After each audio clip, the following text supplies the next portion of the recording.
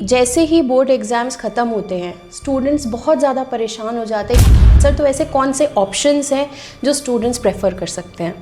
देखिए, आपका कहना बिल्कुल ठीक है और जैसे जैसे समय आगे बढ़ता जा रहा है ऑप्शंस और बढ़ते जा रहे हैं। बहुत ज़्यादा उन कॉम्पिटिशन्स के लिए रिलेवेंट नहीं है। मैं हमेशा कहता हूँ कि कैरियर जब भी चूज़ करना है तो 3 स्टेप्स होते हैं। स्टूडेंट्स के पास बहुत सारे ऑप्शंस हैं, अगर वो वाइजली उन्हें चूज़ करते हैं तो अपना एक बहुत अच्छा कैरियर बना सकते हैं। Hello dear students and their parents, जैसे कि आप सब जानते हैं कि बोर्ड एग्ज़ाम्स आर अप्रोचिंग और बोर्ड एग्ज़ाम्स जैसे ही ओवर होते हैं स्टूडेंट्स के माइंड में बहुत से ऐसे क्वेश्चंस आते हैं अपने करियर से रिलेटेड जिनके आंसर्स उनको प्रॉपर नहीं मिल पाते हैं। उन्हीं क्वेश्चंस को लेकर आज हम यहाँ पर हैं आपके सामने और उनके आंसर्स के लिए हमारे साथ हैं CA डॉक्टर अभिनव अग्रवाल जी, जो खुद एक चार्टर्ड अकाउंटेंट हैं, ऑल इंडिया रैंक होल्डर है, 16th रैंक उन्होंने होल्ड करी है, एक करियर काउंसलर हैं, करियर गाइड हैं। तो sir, welcome to our show. And sir, बहुत सारे क्वेश्चंस हैं ऐसे स्टूडेंट्स के जो आज हम आपसे पूछेंगे और हम एक्सपेक्ट करते हैं कि आप जो भी उनको आंसर्स देंगे उनसे स्टूडेंट्स बहुत ज़्यादा क्लैरिटी मिल पाएगी उन्हें और बहुत ज़्यादा वो अपने कन्फ्यूजन से दूर हो पाएंगे। बिल्कुल, जो भी नॉलेज मेरे पास है मैं पूरा प्रयास करूँगा कि स्टूडेंट्स के डाउट्स मैथ्स क्लियर हों और स्टूडेंट्स अपना एक सुनहरा भविष्य बना पाएँ। जी सर। सर, तो सबसे पहले जो मेरा क्वेश्चन है वो ये कि जैसे ही बोर्ड एग्ज़ाम्स ख़त्म होते हैं स्टूडेंट्स बहुत ज़्यादा परेशान हो जाते हैं ये सोच के कि वो क्या क्या कर सकते हैं, कोर्सेज़ कौन से कोर्सेज़ में जाएं। सर, तो ऐसे कौन से ऑप्शंस हैं जो स्टूडेंट्स प्रेफर कर सकते हैं? हाँ, देखिए, आपका कहना बिल्कुल ठीक है और जैसे जैसे समय आगे बढ़ता जा रहा है ऑप्शंस और बढ़ते जा रहे हैं जी। तो जितने ज़्यादा ऑप्शंस होंगे उतने ज़्यादा कन्फ्यूज़न होगा। राइट। और कॉमर्स स्ट्रीम में पर्टिकुलरली ऐसा देखा गया है कि जैसे जैसे इकोनॉमीज़ ग्रो कर रही हैं, ऑप्शंस बढ़ते जा रहे हैं, तो स्टूडेंट्स के पास अपॉर्चुनिटीज़ भी बढ़ती जा रही हैं। राइट। तो स्टूडेंट्स डिलेमा में तो रहते ही हैं कि 12th के बाद कौन सी स्ट्रीम में जाएं, वो प्रोफेशनल कोर्सेज CA CS की तरह करें या कोई एकेडमिक एग्ज़ाम क्लियर करें, कॉलेज ज्वाइन करें या कोई फॉरेन यूनिवर्सिटीज़ में जाएं या फॉरेन कोर्सेज करें। तो बहुत सारे ऑप्शंस आज की डेट में अवेलेबल हैं, लेकिन ये तो एक ब्लेसिंग इन डिस्गाइज है कि स्टूडेंट्स के पास बहुत सारे ऑप्शंस हैं, अगर वो वाइजली उन्हें चूज़ करते हैं तो अपना एक बहुत अच्छा करियर बना सकते हैं। Right sir. सर, तो जैसे कि बोर्ड एग्ज़ाम्स के लिए बच्चे अभी प्रिपेयर कर रहे हैं, तो आपको क्या लगता है कि बोर्ड एग्ज़ाम में जो मार्क्स आते हैं वो उनके लिए कितने हेल्पफुल हैं और क्या बोर्ड एग्ज़ाम्स के मार्क्स तक ही वो सीमित रह सकते हैं? देखिए, ओवर द पीरियड जो एजुकेशन पॉलिसीज़ में चेंज हुआ, कॉम्पिटिशन्स में भी चेंज हुआ, तो अब हर जगह अपना एक कॉम्पिटिटिव एग्ज़ाम है। राइट। तो उसमें बोर्ड एग्ज़ाम्स क्वालिफाइंग तो बहुत ज़रूरी है। ऐसा तो नहीं हो सकता कि बोर्ड एग्ज़ाम्स स्टूडेंट फेल हो जाए और उसके बाद कोई कंपटीशन या कोई फर्दर स्टडीज़ के लिए जाए। तो बोर्ड के मार्क्स बहुत ज़्यादा उन कॉम्पिटिशन्स के लिए रिलेवेंट नहीं है। जैसे पहले एक रेस लगी रहती थी कि 99%, 98%, 95% स्टूडेंट लाता था तभी उसे एक अच्छा कॉलेज मिल पाता था। तो ऐसा अब नहीं है। सारे यूनिवर्सिटीज़ ने, कॉलेजेस ने अपने एक एंट्रेंस एग्ज़ाम्स कर दिए हैं। अगर वो कॉम्पिटिशन्स में भी जाना चाहता है, प्रोफेशनल एग्ज़ाम्स में जाना चाहता है, तो वहाँ पे भी अपना एक कॉम्पिटिशन है। लेकिन इसका मतलब ये नहीं है कि वो बोर्ड पे फोकस ना करें। बोर्ड एग्ज़ाम्स के मार्क्स अपने लिए सेल्फ सेटिस्फैक्शन के लिए भी बहुत ज़रूरी होते हैं और आपकी तैयारी को दर्शाते हैं कि आप how well you are prepared. Right. Sir, जैसे आपने बात करी कि कॉलेजेस के अपने एंट्रेंस एग्ज़ाम्स हैं, कॉम्पिटिटिव एग्ज़ाम्स हैं, तो सर एंट्रेंस एग्ज़ाम कोई भी या कॉम्पिटिटिव एग्ज़ाम देने से पहले एक करियर की क्लैरिटी होना कितना इम्पोर्टेंट है? हाँ, देखिए, ये बहुत अच्छा सवाल है और मैं हमेशा कहता हूँ कि कैरियर जब भी चूज़ करना है तो 3 स्टेप्स होते हैं कि सबसे पहले अपने बारे में जानना, नो योरसेल्फ, है ना। स्टूडेंट को अपने बारे में जानना चाहिए कि उसके क्या पोटेंशियल्स हैं, क्या उसकी एबिलिटीज़ हैं, क्या उसकी स्ट्रेंथ्स हैं, वीकनेसेस हैं, एकेडमिक्स और नॉन एकेडमिक्स। उसके बाद कैरियर एक्सप्लोर करने चाहिए कि what are the options available. Options available में वो कैरियर काउंसलिंग के लिए भी अप्रोच कर सकते हैं। आजकल बहुत सारे career counsellors free of cost भी ये फैसिलिटीज़ देते हैं कि आप कैरियर्स के बारे में उनसे पूछ पाएँ और उन कैरियर्स के बारे में जानने के बाद उन्हें अपना डिसीजन लेना चाहिए based on their abilities and potential. आजकल कॉपी पेस्ट का बहुत ज़माना हो गया है, तो स्टूडेंट्स कई बार ऐसा भी कर लेते हैं कि मेरा फ्रेंड ये कर रहा है तो इसलिए मेरे को ये करना है। तो ये चीज़ नहीं होनी चाहिए। हर स्टूडेंट को अपने पोटेंशियल, अपनी एबिलिटीज़ के हिसाब से, अपने रिसोर्सेज के हिसाब से अपना करियर को चूज़ करना चाहिए। राइट। मीन्स आपके पास कौन सी स्ट्रीम है, क्या किस में आप ज़्यादा एक्सेल करते हैं, उसके हिसाब से आपको चूज़ करना चाहिए। राइट, बहुत ज़रूरी है। जैसे 12th में अकाउंट्स में आपका इंटरेस्ट है तो अकाउंट्स से रिलेटेड कौन कौन से कोर्सेज हैं जिसमें आप एक्सेल कर सकते हो। अगर आपका थ्योरी में इंटरेस्ट है तो थ्योरी बेस्ड बहुत सारे कोर्सेज हैं। आपके पास मैथ्स अवेलेबल है तो मैथ्स के बेसिस पे आप कहाँ जा सकते हो। आजकल AI का ट्रेंड है, तो ऐसा नहीं है कि AI का ट्रेंड सिर्फ कॉमर्स साइंस स्टूडेंट्स के लिए ही है, कॉमर्स वाले स्टूडेंट्स भी बहुत सारा उसको एक्सप्लोर कर सकते हैं। ओके सर, तो सर जैसे आपने कॉमर्स स्टूडेंट्स की बात करी, तो मैं स्पेसिफिकली आपसे पूछना चाहूँगी कि कॉमर्स स्टूडेंट्स के लिए ऐसे कौन से करियर ऑप्शंस हैं जो वो आफ्टर 12 चूज़ कर सकते हैं? हाँ देखिए, बहुत सारे करियर ऑप्शंस हैं। सबसे पहला जो सबसे ज़्यादा पॉपुलर या फेमस कोर्सेज़ हैं वो हमारी फील्ड में CS, CMA जो गवर्नमेंट बैक्ड कोर्सेज़ हैं और जिसमें एक बहुत अच्छा करियर अपॉर्चुनिटीज़ अवेलेबल रहता है, तो फर्स्ट प्रायोरिटी पे तो मैं हमेशा इन कोर्सेज़ को रखता हूँ। ओके। सेकंड, कई स्टूडेंट्स चाहते हैं कि उन्हें कॉलेज एनवायरनमेंट मिले, उन्हें कॉलेज बेस्ड प्लेटफॉर्म मिले, तो वो कॉलेजेस के एंट्रेंस एग्ज़ाम्स, यूनिवर्सिटीज़ के एंट्रेंस एग्ज़ाम जैसे CUET या इस टाइप के एग्ज़ाम्स देके अपने कॉलेजेस में एंटर कर सकते हैं, चाहे वो BCom के लिए एंटर करें, चाहे वो BBA के लिए एंटर करें। और आजकल इंटीग्रेटेड कोर्सेज भी आ गए हैं, जैसे BCom प्लस लॉ, राइट, या BBA प्लस MBA। तो इंटीग्रेटेड कोर्सेज से क्या फ़ायदा होता है, स्टूडेंट एक ही बार में वो कोर्स में एंट्री पा लेता है, उसे बार बार एंट्रेंस एग्ज़ाम्स नहीं देने होते और उसका 1 साल भी सेव होता है। इसके अलावा कई फॉरेन बेस्ड कोर्सेज भी अब इंडिया में आराम से किए जा सकते हैं। जैसे कॉमर्स स्टूडेंट्स की आप पर्टिकुलरली बात कर रहे हो तो CPA है, US बेस्ड कोर्स है, CMA है, US बेस्ड CMA है। फिर अगर UK की बात करें तो ACCA एक बहुत पॉपुलर कोर्स है जो बहुत सारी कंट्रीज़ में वैलिड है, CFA है। इस टाइप के फॉरेन बेस्ड कोर्सेज भी आप इंडिया में रह के आराम से कर सकते हैं। Thank you so much sir. और सर जैसे आप बात कर रहे हैं कि काउंसलिंग और मतलब करियर के बारे में पता होना चाहिए, तो क्या आपको ऐसा लगता है कि करियर काउंसलिंग में हेल्प लेनी चाहिए पहले स्टूडेंट्स को, और अगर करियर काउंसलिंग में हेल्प लेते हैं तो वो उनके डिसीजन मेकिंग को कितना इफेक्ट करता है? 100% लेनी चाहिए, है ना। नहीं तो स्टूडेंट्स आजकल क्या करने लग गए कि या तो वो एक मिथ बना लेते हैं कि ये कोर्स बहुत अच्छा है, मुझे ये कोर्स करना है, या मेरे किसी रिलेटिव ने ये कोर्स कर रखा है इसलिए मुझे ये करना है, या पेरेंटल इन्फ्लुएंस है इस वजह से ये कोर्स करना है। तो स्टूडेंट को 1-to-1 करियर काउंसलिंग बहुत ज़रूरी है, जिसमें उनके टीचर्स बहुत मदद कर सकते हैं, उनके पेरेंट्स बहुत मदद कर सकते हैं और करियर काउंसलर्स भी बहुत मदद कर सकते हैं। तो एक वेल प्लान स्ट्रैटेजी से स्टूडेंट को ये सब डिसाइड करना चाहिए, क्योंकि उनका पूरे करियर का सवाल है। देखिए, अब ऐसा नहीं हो सकता कि स्टूडेंट एक करियर की पाथ पे चला, 2, 4, 5 साल बाद उसे लगा कि ये कोर्स मेरे लिए नहीं बना था, फिर वो बैक स्टेप ले और दोबारा से कोई और कोर्स करे, तो it will be too late. तो उससे अच्छा है कि राइट टाइम पे वो अपना करियर का डिसीजन ले और सही एडवाइस के साथ ले। स्टूडेंट्स आजकल बहुत स्मार्ट हैं और उस स्मार्टनेस का अपने करियर में फ़ायदा उठाएं। Right sir. सर जैसे आपने अभी बात करी कि कॉमर्स स्टूडेंट्स के लिए chartered accountancy course, company secretary course को आप टॉप प्रायोरिटी देते हैं सर, तो स्पेसिफिकली चार्टर्ड अकाउंटेंसी कोर्स को लेकर स्टूडेंट्स के माइंड में एक मिथ रहता है कि ये बहुत लाइफ टेकिंग कोर्स है, बहुत लंबा टाइम लग जाता है and it is very hard. Sir आप क्या कहना चाहते हैं इसके बारे में? देखिए, मेरे को बहुत लंबे समय का एक्सपीरियंस नहीं है, क्योंकि फॉर्चुनेटली बाय गॉड ग्रेस मेरा तो फर्स्ट अटेम्प्ट में क्लियर हुआ, बहुत ग्रुप कांग्रेचुलेशन सर। और ऐसा ही नहीं कि मेरा क्लियर हुआ, बहुत सारे स्टूडेंट्स फर्स्ट अटेम्प्ट में अपना क्लियर करते हैं, रैंक्स के साथ क्लियर करते हैं। हमारे इंस्टीट्यूट में भी बहुत सारे स्टूडेंट्स ने ऐसी अचीवमेंट हासिल करी है। लेकिन आपका कहना सही है कि बहुत सारे मिथ्स हैं। 1949 से जब पहले चार्टर्ड अकाउंटेंट हमारी कंट्री को मिले, जब से लेके अब तक लोगों के मन में ये डर तो है कि CA बहुत हार्ड कोर्स होता है। स्टूडेंट्स उससे डरते भी हैं, पेरेंट्स भी आजकल थोड़े से सिक्योर चलना चाहते हैं, अपने स्टूडेंट्स को, अपने बच्चों को बहुत ज़्यादा हार्ड लाइन में नहीं लाना चाहते। लेकिन देखिए, 2 बातें समझने की। नंबर 1, अगर कोई चीज़ हार्ड है तो वो फ्रूटफुल भी उतनी ही होगी, है ना, उतनी ही रिवार्डिंग होगी, है ना।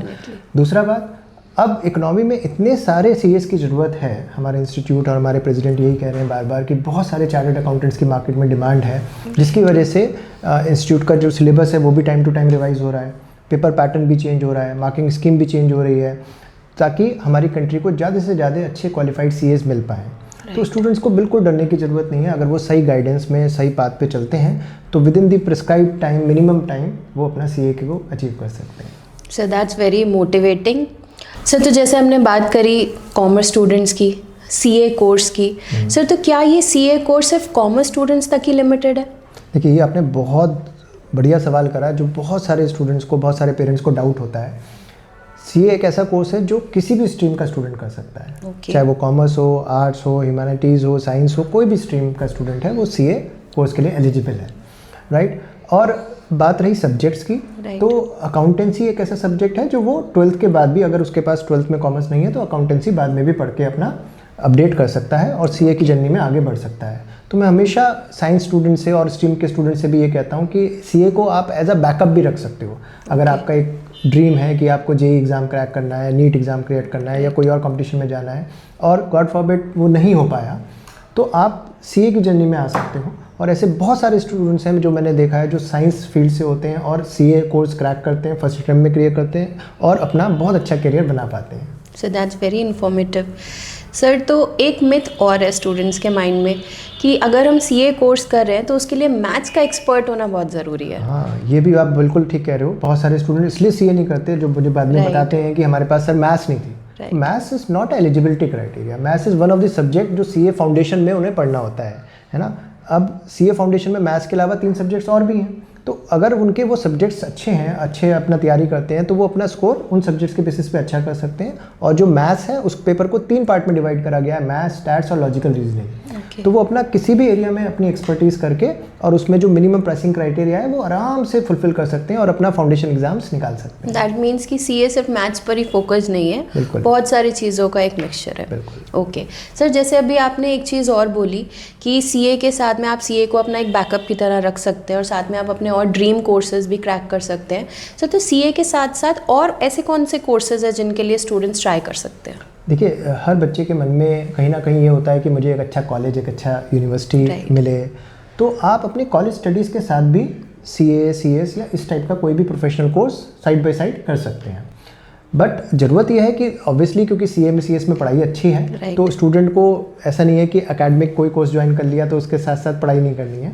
तो पढ़ाई तो पूरा करना पड़ेगा, अपना एक टाइम टेबल बनाना पड़ेगा, लेकिन अपने ड्रीम्स को ऐसा नहीं रखें कि वो अनफुलफिल्ड रह जाएं। अगर आपका किसी कॉलेज का एम्बिशन है, आप किसी अच्छी यूनिवर्सिटी कॉलेज में जाना चाहते हैं, तो उसके साथ साथ भी आप सीए आराम से कर सकते हैं।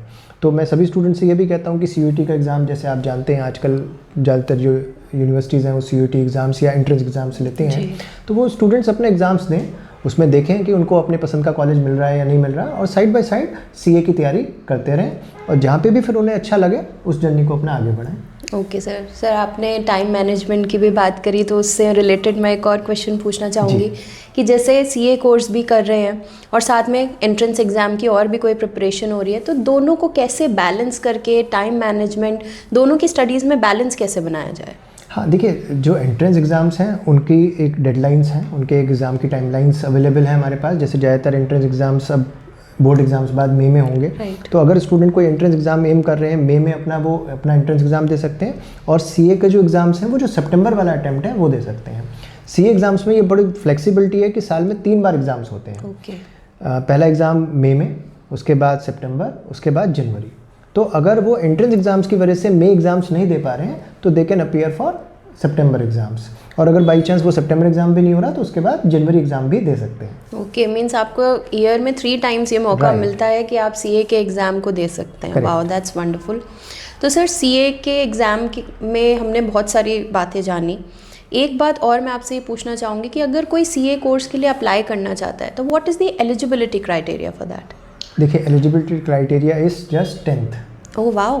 10th के बाद सीधे स्टूडेंट अपना सीए का फॉर्म भर सकता है। बहुत सारे स्टूडेंट ऐसे होते हैं जिन्हें पहले से फोकस्ड होता है कि मुझे सीए ही करना है। जैसे मैं भी था, तो मुझे भी पता था पहले से कि मुझे सीए ही करना है, तो 10th के बाद अपना फॉर्म भर सकते हैं। लेकिन एग्ज़ाम्स जो होंगे इसके 12th के बाद ही होंगे। ओके। 12th एग्ज़ाम्स के जो बोर्ड एग्ज़ाम्स हो जाते हैं उसके बाद एग्ज़ाम्स होते हैं। But the student can enrol after 10th। Side by side अपने 11th और 12th के साथ भी वो तैयारी कर सकते हैं। थोड़ा सा अपना स्कूलिंग प्रॉपर रखें, अपना स्कूलिंग पे, बोर्ड्स के एग्ज़ाम्स पे ध्यान दें, लेकिन 1 से 2 घंटा सीए की पढ़ाई साथ साथ कर सकते हैं। और फिर बोर्ड के बाद अपना सीए के फाउंडेशन के एग्ज़ाम्स अपीयर कर सकते हैं। जिन स्टूडेंट्स ने किसी कारण की वजह से 11th-12th में फॉर्म नहीं भरा, तो वो बोर्ड्स के एग्ज़ाम्स के बाद भी फॉर्म भर सकते हैं और फिर वो सब्सिक्वेंट पेपर्स जो फाउंडेशन के आते हैं वो तो अपीयर कर सकते हैं। ओके सर, तो क्या कोई स्पेसिफिक परसेंटेज है जो आपको अचीव करनी पड़ेगी सीए के एग्ज़ाम्स के एंट्रेंस के लिए? हाँ, देखिए, सीए 2 रूट से होता है। एक फाउंडेशन रूट है, एक डायरेक्ट एंट्री रूट है। फाउंडेशन रूट में 12th के परसेंटेज काउंट होती है, 12th के रादर पासिंग काउंट होती है कि 12th में अगर आप पास हैं, 50% से ऊपर हैं, तो आप एलिजिबल हो जाते हैं। अगर आप ग्रेजुएशन की बात कर रहे हैं, डायरेक्ट एंट्री रूट से कर रहे हैं, तो ग्रेजुएशन में अगर आप कॉमर्स स्ट्रीम से हैं तो 55% और नॉन कॉमर्स स्ट्रीम से हैं तो 60% मार्क्स लाके आप सीए में एंट्री ले सकते हैं। दैट मीन्स बहुत ईजिली हम इस कोर्स में एंटर कर सकते हैं। यस। ओके सर, तो इस कोर्स में अगर एंटर करना है तो सर एक बात और आप ये बताइए कि what is the fee structure, क्योंकि इसको लेके भी कई लोग ऐसा सोचते हैं कि बहुत ज़्यादा ज़्यादा एक्सपेंसिव है, बहुत ज़्यादा मनी इसमें चला जाएगा, तो क्या ऐसा है? What is the fee structure for the CA course? देखिए, अगर हम एक आरओआई के हिसाब से सोचें कि सीए में कितना इन्वेस्टमेंट है ना, क्योंकि मैं कभी भी पढ़ाई को एक्सपेंडिचर नहीं मानता, मैं हमेशा उसे इन्वेस्टमेंट मानता हूँ। कि अगर आपने उस सीए की पढ़ाई में इन्वेस्ट कितना करा और उसके बाद आपको रिटर्न्स कितना है, तो आप बिलीव करिए अनमैचेबल है। आप उसका आरओआई कैलकुलेट ही नहीं कर सकते, इतना ह्यूज है। तो CA being government backed course, तो उसकी फीसेस बहुत नॉमिनल हैं। जैसे सीए फाउंडेशन की फ़ीस की अगर हम बात करें तो 9,000 रुपीज़ दे के उसमें एंट्रेंस एग्ज़ाम में आप एलिजिबल हो जाते हैं बैठने के लिए। उसमें इंस्टीट्यूट आपको बहुत सारी फैसिलिटीज़ देता है, इंक्लूडिंग बुक्स। बुक्स भी आपको फिर दोबारा नहीं लेनी होती है, इंस्टीट्यूट ही आपको वो बुक्स प्रोवाइड करता है। इंस्टीट्यूट आपको बहुत सारे रिवीजन मटेरियल प्रोवाइड करता है, टाइम टू टाइम गाइडलाइंस देता है, और फिर जब एग्ज़ाम आता है तो उसका एग्ज़ाम फॉर्म आप भर के दुनिया के किसी भी कोने में आप एग्ज़ाम, जहाँ जहाँ सेंटर्स हैं, एग्ज़ाम दे सकते हैं। सर, सीए कोर्स से रिलेटेड आपसे बहुत सारी इन्फॉर्मेशन हमें मिली। एक मेरा क्वेश्चन और है कि ताकि स्टूडेंट्स को पता चल सके कि हम क्या इसमें पढ़ने वाले हैं, तो सर मैं आपसे ये जानना चाहती हूँ कि सीए के सिलेबस में सब्जेक्ट्स कौन कौन से आते हैं and what are the stages जिसके थ्रू ये पूरा कंप्लीट होता है? हाँ जी। तो पहले स्टेजेस की बात करते हैं। तो अगर 12th के बाद कोई स्टूडेंट इससे अपेयर करता है तो 3 स्टेजेस हैं। फाउंडेशन, इंटरमीडिएट या आईपीसीसी भी कहते हैं उसको, और फाइनल। राइट। तो 12th के बाद उसे फाउंडेशन का अटेम्प्ट देना है। फाउंडेशन अटेम्प्ट जब क्लियर कर लेता है तो उसके एक स्पेसिफाइड ड्यूरेशन के बाद वो सीए इंटर के पेपर दे सकता है। सीए इंटर में 2 ग्रुप्स हैं, group 1 group 2, each consist of 3 papers. तो वो बोथ ग्रुप भी स्टूडेंट एक साथ दे सकता है और एक एक करके भी, जैसे सेमेस्टर वाइज होता है वैसे भी दे सकता है। उसके बाद सबसे इंपॉर्टेंट इसमें आती है 2 इयर्स की सीए की ट्रेनिंग। तो इसमें वर्ल्ड में किसी भी सीए के पास स्टूडेंट इंटर्नशिप अप्लाई कर सकता है, और अगर उसे इंटर्नशिप वहाँ पे मिलती है, ट्रेनिंग वहाँ पे मिलती है, तो 2 इयर्स का एक तरह से उसे एक्सपीरियंस हो जाता है, और उसके साथ साथ वो सीए फाइनल की पढ़ाई करता है, और फिर इंटर्नशिप के बाद सीए फाइनल के एग्जाम्स भी दे देता है। तो ये स्टेजेस की बात हो गई। अभी अगर सिलेबस आपने पूछा, तो सिलेबस अगर मैं सिर्फ फाउंडेशन का बताऊं तो फाउंडेशन में 4 पेपर्स अवेलेबल हैं। पहला पेपर अकाउंटिंग, जो स्टूडेंट को होनी चाहिए अच्छा, क्योंकि सीए कर रहा है, और अकाउंटिंग के बाद लॉ, फिर क्वांटिटेटिव एप्टीट्यूड जिसकी हमने बात करी थी कि उसमें मैथ्स, स्टैट्स और लॉजिकल रीजनिंग तीनों आएगा, और इकोनॉमिक्स। तो ये 4 पेपर्स उसे पढ़ने पड़ते हैं और क्वालिफाई करने पड़ते हैं। हर पेपर में मिनिमम 40% मार्क्स चाहिए और ओवरऑल 50% मार्क्स चाहिए। तो अगर किसी पेपर में 50 से कम भी हैं पर 40 से ऊपर हैं और बाकी पेपर में ज़्यादा हैं, ताकि उसका एग्रीगेट 200 से ऊपर हो गया, तो वो स्टूडेंट पास कहलाता है। Okay sir, thank you so much. Sir, आप इतनी ज़्यादा अच्छी गाइडेंस दे पाते हैं, तो मैं आपसे एक चीज़ ये स्टूडेंट्स की तरफ से पूछना चाहती हूँ कि सपोज़ अगर कोई आपसे और फर्दर गाइडेंस लेना चाहता है सीए कोर्स के रिगार्डिंग, तो वो आपसे कैसे कांटेक्ट कर सकता है? जी बिल्कुल, देखिए हमारे इंस्टीट्यूट का यही ऑब्जेक्टिव है कि ज़्यादा से ज़्यादा स्टूडेंट्स को हम लोग करियर गाइडेंस दे सकें, उन्हें अपनी मंजिल तक पहुंचा सकें। तो फ्री ऑफ कॉस्ट ये फैसिलिटी हमारे काउंसलिंग डेस्क पे अवेलेबल है। तो स्टूडेंट पैन इंडिया कहीं भी हो, है ना, वो ऑनलाइन भी हमसे जुड़ना चाहता है तो ऑनलाइन भी कर सकता है, ऑफलाइन हमारे सेंटर पे आ सकता है। हमारा सेंटर मुरादाबाद में भी है, नोएडा में भी है, तो कहीं पे भी हमारे सेंटर को अप्रोच कर सकता है, और वहाँ के जो एक्सपर्ट्स हैं उनसे अपना 1-to-1 काउंसलिंग सेशन रख सकता है अपने पेरेंट्स के साथ, अपने गार्जियंस के साथ। तो हमारा यही एम है कि स्टूडेंट्स अपना सही कैरियर ऑप्शन चूज़ कर सके और अपने ड्रीम कैरियर को अचीव कर सके। Wow sir, that's wonderful. तो सर, और भी कोई कोर्सेज़ क्या आपके सेंटर पर अवेलेबल हैं? देखिए, हमारे सेंटर पे कॉमर्स बेस्ड सारे कॉम्पिटिटिव एग्ज़ाम्स लगभग अवेलेबल हैं। Apart from CA, CS, CMA, हमारे यहाँ स्टूडेंट्स सीयूईटी के लिए भी अप्रोच करते हैं, आईपी मैट का एग्ज़ाम देते हैं, क्लैट का, अगर किसी को लॉ अपना देना है तो क्लैट का एंट्रेंस एग्ज़ाम्स हैं वो भी दे देते हैं, और भी बहुत सारे एंट्रेंस एग्ज़ाम्स हमारे यहाँ अवेलेबल हैं। बट उससे ज़्यादा इंपॉर्टेंट है कि स्टूडेंट हमारे यहाँ से करियर काउंसलिंग ले, और उसके बाद जैसे भी अपना पढ़ाई आगे करना चाह रहा है, चाहे हमारे यहाँ से चाहे कहीं से भी, और हमारे यहाँ भी ऑनलाइन ऑफलाइन दोनों तरह से अवेलेबल है, कहीं पे भी पैन इंडिया कहीं पे भी वो स्टूडेंट्स अपनी हमारी क्लासेस भी ले सकता है और हमारी गाइडेंस भी ले सकता है। सो मीन स्टूडेंट्स कहीं से भी हो वो आपके साथ ज्वाइन कर सकता है और अपने करियर को सक्सेसफुल बना सकता है। सर, तो जैसे आपने बताया कि आपके सेंटर पर बहुत सारे कोर्सेज अवेलेबल हैं, तो अगर कोई अभिनव सर कोचिंग अकेडमी विजिट करता है और कोई स्टूडेंट आपके साथ ज्वाइन करता है, तो उसको क्या क्या फैसिलिटीज़ मिलेंगी?